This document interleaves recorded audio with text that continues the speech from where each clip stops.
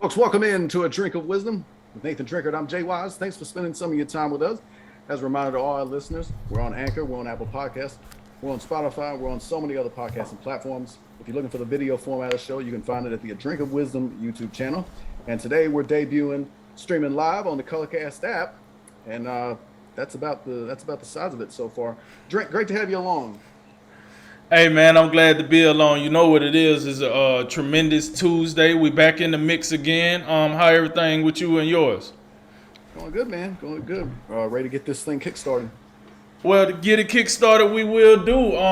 You know what it is? It's another day, another dollar. We got to give the streets what they need. We see what they don't. We definitely gonna say what they want. Set your dinner plates because it's time to eat. And last but not least, let's talk some sports, baby. What we got today, Jay?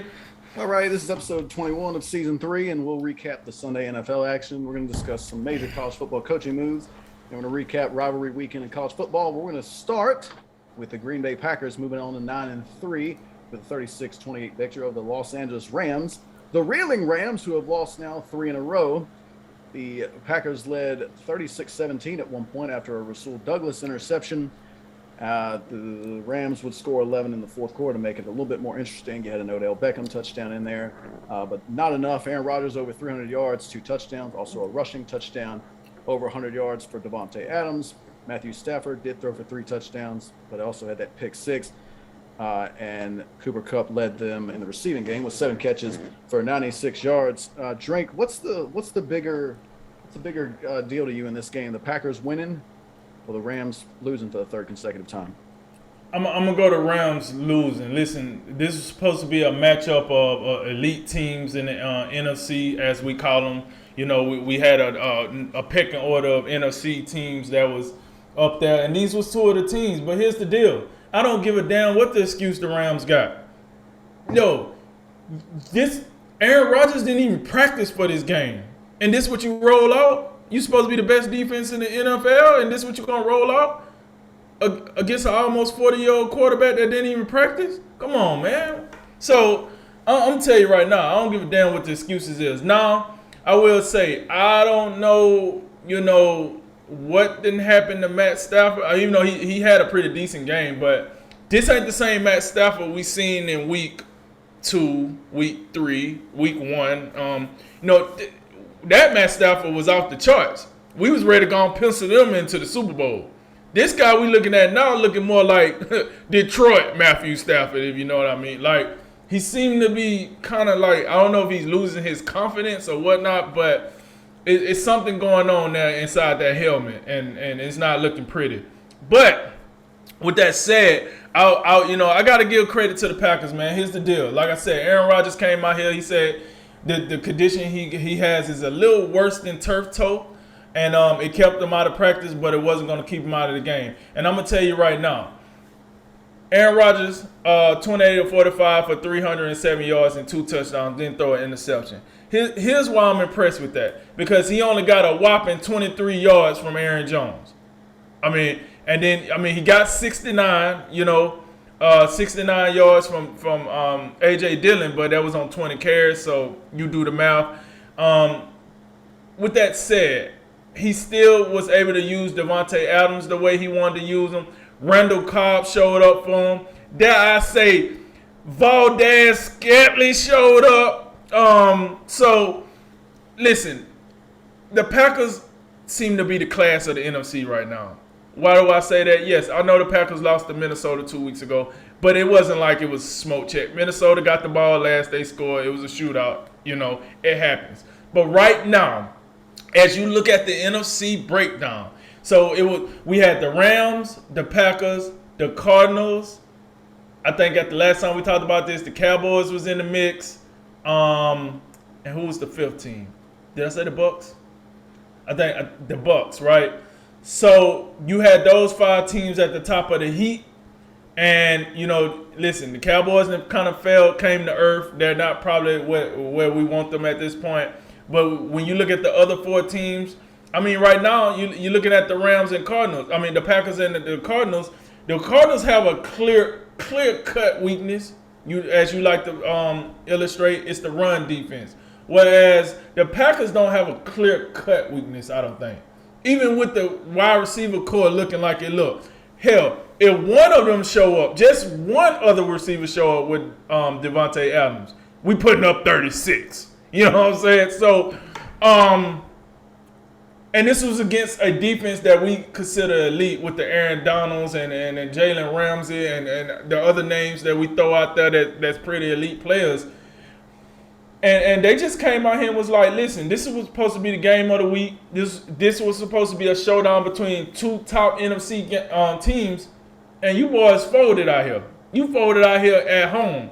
And then Odell Beckham, a little side note here. I got to say this before we get off here. I like what I heard from Devontae Adams. Nah, Odell. Don't come to me talking about let's change the jerseys. End of the game, let's change the jerseys. No, we ain't changing nothing. We ain't changing no jerseys. You had a chance to be here in a Green Bay jersey. You picked the Rams. Ooh. So stay over there with the Rams. Go and have that. We handing out business cards. You need your carpet clean. Here you go. Hey, let's roll, baby. So that's what happened. I like to hear that from Devontae Adams. I really did because I like that. Like I placated for you to come here, and you chose to go to LA for obvious reasons. I know why, but still. Could have came here and been a winner, baby. So, with that said, I have to say to your question, it is more to me that the Rams are out here flopping around, and the Packers kind of just they stand even keel. Like I said, they probably been the most consistent team, to be honest with you, in the NFC and probably in the NFL if you break it down. But the Rams are in trouble, man. I don't know what's going on. It's too much talent on that team. They out here looking like that Lakers team with, you know, Kobe, Shaq, Karl Malone, Gary Payton. We just going to be out here just collecting talent to do nothing. That's what I'm starting to feel. So we need to get it together there. And I think they will. I think Sean McVay will figure something out. I think Matt Stafford will get out of his own way and the offense will roll. Defense need to pick it up. But, yeah, I think the Rams are faltering. I think the Packers have made themselves clear-cut the number one team in the NFC. And we'll see where we go from here. Yeah, I tend to agree. The bigger story is how the Rams seemingly just are going backwards, which is odd because they went hard like around the trade deadline. Like you pick up Von Miller, you pick up Odell Beckham. I mean, those are two huge names and two huge talents, and it just hasn't worked right now for whatever reason. I heard someone, forget who it was, but someone made a good point about just, you know, maybe this is just a chemistry problem that's going on. And also, like, maybe Robert Woods' injury is, you know, a bigger deal than we thought. But, I mean, at some point, you just can't make excuses. Like, it just defies logic that you can keep, that you were 7-1, and then you accumulate more talent, and now all of a sudden, you can't figure it out. And not only can you not figure it out, but you're not close. Like the Titans beat you by 2 possessions. The 49ers beat you by 21. And this game wasn't close. I mean, it was 36-17, and then the Rams made it look respectable at the end. I mean, the Packers completely outplayed them. And not only that, you talk about what the Rams have added. The Packers were missing some great players in their own right.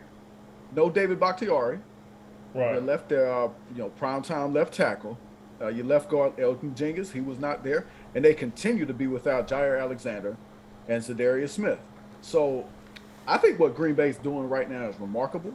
I think also Aaron Jones was a little bit banged up. That's why you're seeing more of A.J. Dillon, who I think really is, you know, coming into his own. He's a good, tough runner. I think he fits Green Bay quite well. I know I was critical of the pick last year, but I mean that's a fine 1-2 punch. I like what A.J. Dillon can do for you.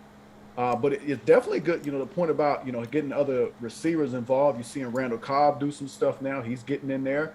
Valdez-Scantling, he's a guy who can stretch the field. We understand that.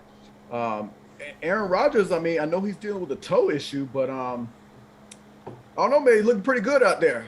You know, he's out there, you know, doing the naked bootleg and, you know, beating Jalen Ramsey to the pylon. He's doing that.